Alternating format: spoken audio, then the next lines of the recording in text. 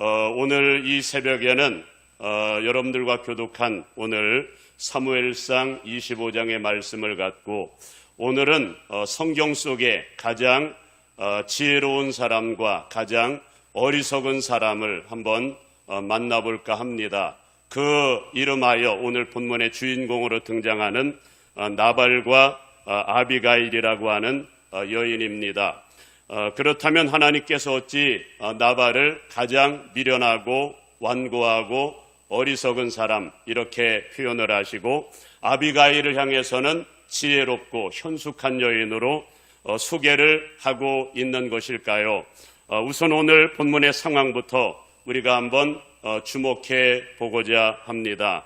오늘 말씀에 의하면 다윗이 사울에게 계속해서 쫓기는 가운데 오늘 말씀에 의할 것 같으면 한 곳에 피신한 곳이 있었으니 어디였을까요?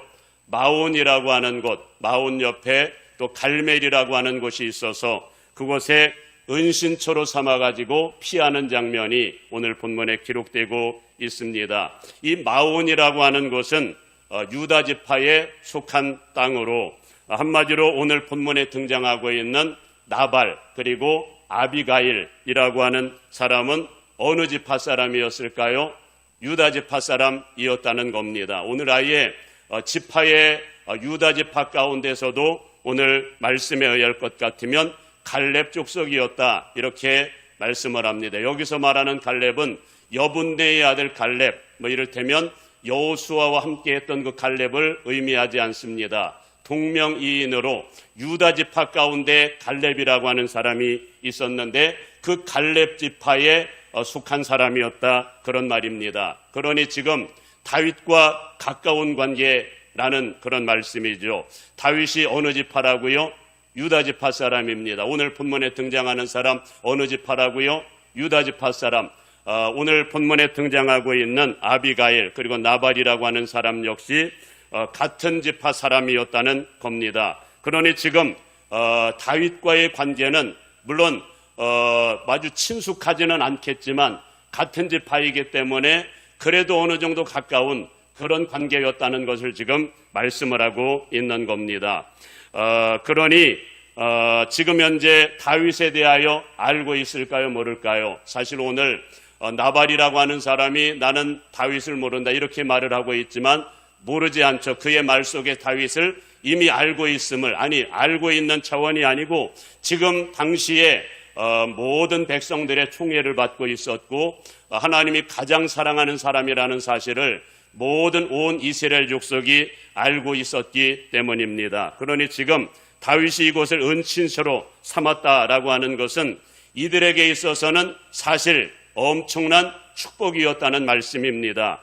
왜냐하면 당시 다윗이 사울에게 지금 막 숨가쁘게 쫓기고는 있지만 지금 다윗이 백성들의 총애를 받고 있을 뿐만이 아니고 하나님이 가장 사랑하는 사람이었고 차기 대권주자다라고 하는 것은 누구나 특별히 유다 지파 사람이라면 누구나 알고 있는 사실이었기 때문입니다. 그리고 오늘 말씀에 의하면 다윗의 용사들은 마온에 장시간 머물면서 나발의 양떼들을 보호해 주었다고 말씀을 하고 있습니다. 그러면 어찌해야 될까요? 지금 현재 정말 이 땅을 차기의 대권주자, 하나님이 가장 사랑하는 사람, 백성들의 총애를 받는 사람, 모르는 사람이 없는 골리앗을 물리치는 순간부터 해서 혜성처럼 뛰어떠오른 이 사람이 자기 집 근처에 왔다는 말이죠. 이 사실을 알고 있습니다. 그러면 어찌해야 맞을까요?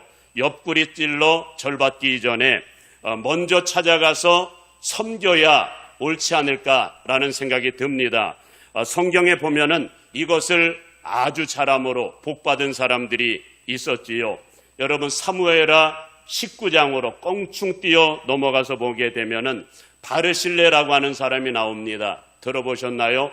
바르실레라고 하는 사람, 성경에 많이 등장하는 사람이 아니라 잘 알지 못할 수도 있는데 바르실레라고 하는 사람이 나오는데 바르실레 역시 오늘 본문에 등장하는 나발처럼 큰 부자였었거든요. 그런데 당시의 상황이 다윗이 막 어둡게 돌아가던 그 시대, 이를테면 압살롬이라고 하는 아들이 반역을 일으켜가지고 반역에 지금 막 쫓기는 그런 상황 가운데에서 자기가 가지고 있는 재산들을 총동원해서 누구를 섬겼을까요? 다윗과 다윗의 용사들을 섬겼던 그런 사람이었거든요. 그 결과 하나님께서는 이 바르실레의 가정을 엄청나게 복을 주시고요. 그의 아들 가운데 김함이라고 하는 아들이 있었는데 왕의 총애를 받는, 다윗 왕의 총애를 받는 그런 아들이 되는 장면이 나옵니다. 지금 나발에게도 그럴 기회가 찾아온 겁니다. 그러나 당시 나발은 얼마나 어리석은 사람인지 큰 부자임에도 불구하고 다른 사람들을 전혀 섬길 줄 모르는, 하나님을 섬길 줄도 모르고 주의 종이나 이 땅의 가난한 사람들이나 뭐 이런 사람들을 전혀 섬길 줄 모르는, 오직 누구밖에, 자기밖에 모르는 그런 사람이었거든요. 그 결과 다윗이 은혜를 베푼 이후에 친히 다윗의 용사들을 보내서 도움을 요청을 합니다. 도움을 요청함에도 불구하고 거절하는 차원을 뛰어넘어가지고 다윗을 엄청나게 모욕하는 그런 장면이 오늘 본문에 기록되고 있습니다. 뭐라고 모욕을 하는지 아십니까? 다윗이 도대체 누구냐? 이새의 아들이 도대체 누구냐? 나는 그런 사람 알지도 못한다. 어찌 알지도 못하는 사람에게 내가 가지고 있는 물질을 나누고 도움을 줄 수가 있겠느냐? 그러면서 모욕적인 말을 합니다. 이런 모욕적인 말을 하는 겁니다. 요즘 억지로 자기 주인을 떠나는 종들이 많다 하더라. 이 말은 다른 표현으로는 다윗을, 자기 주인을 배반한 사람, 이를테면 사울을 배반하고 떠나온 사람라고 지금 현재 비난하고 모욕을 하는 아주 굴욕적인 표현을 사용하고 있는 겁니다. 저는 이 나발이라고 하는 사람을 보면서 또다시 떠오른 인물이 있습니다. 누구냐 하면은 사무엘하 16장에 보게 되면은 시므이라고 하는 사람 아시나요? 시므이 들어보셨지요? 당시 시므이는 베냐민 지파 사람이었고 이미 하나님의 심판으로 죽었던 사울과 관련된 그런 사람이었는데 다윗이 압살롬에게 쫓기면서 고통 중에 있을 때 엄청난 모욕을 주었거든요. 보통 모욕이 아니고 그냥 돌을 던져가면서 막 저주하는 그런 엄청난 대죄를 범합니다. 그렇게 이야기하죠. 내가 지금 압살롬에게, 네 아들 압살롬에게 쫓기는 것은 내가 내 주인 사울을 배반했기 때문이다. 그러기에 여호와께서 사울의 족속의 피를 다 내게 돌리셨도다. 여러분, 이런 저주를 쏟아붓고 있는 겁니다. 그러나 다윗은 여러분 그를 용서하기는 합니다. 나중에 지금 현재 압살롬에 의해서 다윗이 죽을 줄 알았는데 전세가 역전이 되어져서 압살롬을 진압하고 돌아오는 과정 가운데 그야말로 이 시므이라고 하는 사람이 이제는 자기의 생명이, 목숨이 경각에 붙였다는 것을 깨닫고 막 손이 발이 되도록 막 비는 장면이 나오지요. 물론 그때 다윗은 그를 용서를 했지만 하나님은 그를 살려두셨을까요? 하나님은 그를 살려두지 않으십니다. 솔로몬에 의해서 처형시키시는 장면이 성경에 기록되고 있지요. 그리고 또 떠오르는 사람이 있다면 오늘 본문에 나오는 나발을 바라보면서 떠오르는 인물이 있다면 누가복음 16장에 나오는 예수님이 친히 말씀하셨던 이를테면 나사로의 비유를 여러분들은 아실 겁니다. 아마도 비유가 아니었을 겁니다. 부자와 나사로, 실제로 있었던 한 사건을 예수님께서 말씀을 하시는데 그 부자가 어떤 부자였을까요? 유대인으로 태어났습니다. 선민 아브라함의 자손으로 태어난 하나님의 사람임에도 불구하고 하나님을 섬길 줄 모르고 이웃을 섬길 줄 모르고 매일같이 하는 일이 연락하고 잔치하는, 자기의 배만 채우는 그런 삶을 살았다고 말씀을 하죠. 결말이 어떻게 끝났을까요? 하나님께서는 나중에 죽어서 음부에 떨어져서 음부에서 고통 중에 막 아브라함을 향해서 부르짖는 그런 장면이 연출되고 있지요. 그런데 지금 나발이 그런 길을 걷고 있는 겁니다. 다윗의 사람들을 돌려보낸 이후에 무엇을 하고 있습니까? 오늘 말씀 가운데 보게 되면 산의 진미를 차려놓고 술에 만취가 되어서 막 즐거워하는 그런 나발의 모습을 보게 됩니다. 그 결과 다윗이 손대기도 전에 누가 손을 대셨을까요? 하나님께서 손을 대셔가지고 그를 데려가셨다고 말씀을 합니다. 아마도 젊은 나이에 그렇게 된 것으로 미루어 보아서 그렇게 큰 부자가 그 모든 것들을 누려보지도 못한 채 그것도 지옥으로 끝나는 운명을 맞이하고 있는 나발의 모습을 발견합니다. 사랑하는 여러분, 저는 여러분들이 섬길 수 있는 기회는 항상 있는 것이 아니라고 생각이 됩니다. 여러분들에게 생명이 있을 때만이 기회가 있는 것이고 물질이 있을 때만이 기회가 있는 것이거든요. 여러분들에게 여력이 있을 때 섬기지 아니하면 여러분들이 가지고 있는 것들이 없어져서 섬길 수 없는 그런 때가 이를 수도 있습니다. 저는 그런 차원에서 섬길 수 있는 기회가 주어졌다. 그러면 마음껏 섬기기를 주님의 이름으로 축복합니다. 저는 하나님이 우리에게 주신 모든 분은 이거는 축복이기 이전에 사명으로 받을 수 있기를 주님의 이름으로 축복합니다. 정말 그렇습니다. 사명으로 받지 아니하면 여러분 이 물질적인 축복이라고 하는 것은 양면성이 있는 것 같아요. 잘 사용하면 엄청난 복이 되지만 잘못 사용하게 되면 저주가 될 수도 있거든요.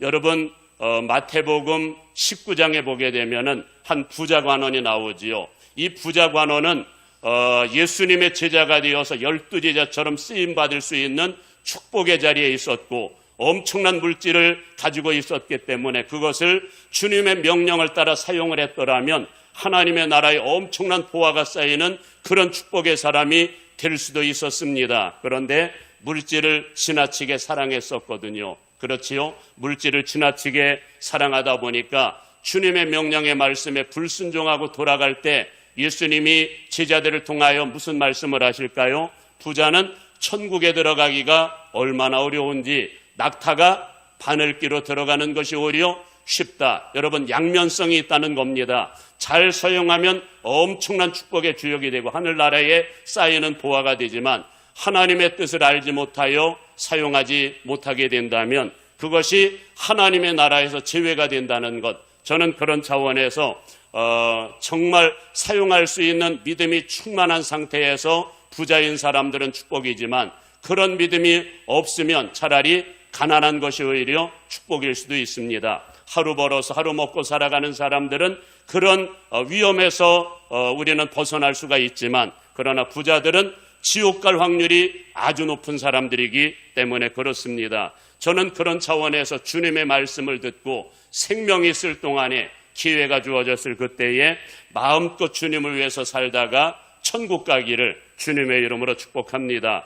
그럼 이번에는 가장 현숙한 여인을 만나봅시다. 누구냐 하면은 나발의 아내로 등장하는 아비가일이라고 하는 여인입니다. 이 아비가일이 얼마나 현숙하고 지혜로운 여인이었는지 지금 자기의 남편이 다윗의 사람들을 크게 모욕하고 돌려보냈다라고 하는 소식을 들으면서 얼른 발빠르게 다윗의 용사들이 먹을 수 있는 음식을 준비를 하는데 엄청난 분량의 떡과 고기와 과일을 준비해서 선발대로 소년들에게 명하여 보내고 있는 장면이 나오지요. 그리고 연이어서 다윗을 맞이할 만반의 준비를 갖추는데 얼마나 지혜로운 말을 잘하는지 듣는 사람들의 마음을 완전히 막 사로잡을 정도의 감동받을 정도의 그런 말을 하고 있습니다. 이 말을 들으면서 다윗이 얼마나 큰 감동을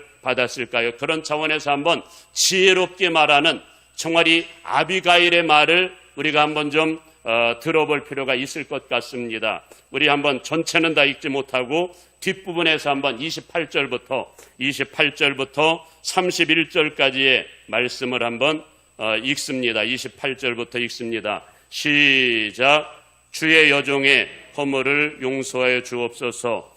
여호와께서 반드시 내 주를 위하여 든든한 집을 세우시리니 이는 내 주께서 여호와의 싸움을 싸우심이요 내 주의 일생에 내 주에게서 악한 일을 찾을 수 없음이니이다. 사람이 일어나서 내 주를 쫓아 내 주의 생명을 찾을지라도 내 주의 생명은 내 주의 하나님 여호와와 함께 생명 싸개 속에 쌓였을 것이요 내 주의 원수들의 생명은 물매로 던지듯 여호와께서 그것을 던지시리이다.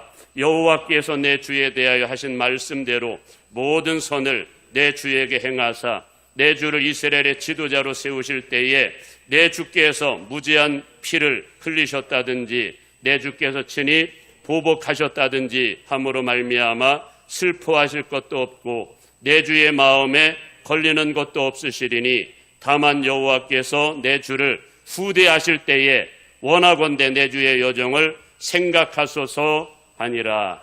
아멘. 여러분 지금 현재 돌아가는 현실 파악을 너무나 잘하고 있지요. 하나님이 다윗을 얼마나 사랑하는지도 알고 있습니다. 그리고 차기 대권주자다라고 하는 것도 정확하게 파악을 하고 있습니다. 그리고 그동안에 다윗을 통해 행했던 모든 일들을 알다 보니까 하나님은 다윗을 통해서 앞으로 큰 일을 행할 것에 대한 메시지, 그리고 지금 현재 사울이 다윗을 쫓고 있지만 그러나 하나님께서는 내 주의 원수들을 다 물리쳐 주실 뿐만이 아니라 오늘 말씀에 의하면 멋진 표현을 합니다. 오늘 29절 말씀에 보게 되면 내 주의 원수들의 생명은 물매로 던지듯 여호와께서 그것을 던지시리이다. 무엇을 연상케 할까요? 물맷돌로 골리앗을 물리칠 때 그 사건을 연상케 하면서 지금 현재 앞으로 하나님께서도 물맷돌로 모든 원수들을 다 제압하고 하나님께서 당신을 이 땅에 왕으로 세울 겁니다. 그때가 되면 이 부족한 여정을 후대해 주소서, 생각하소서라고 하는 그런 메시지를 전하고 있는 겁니다.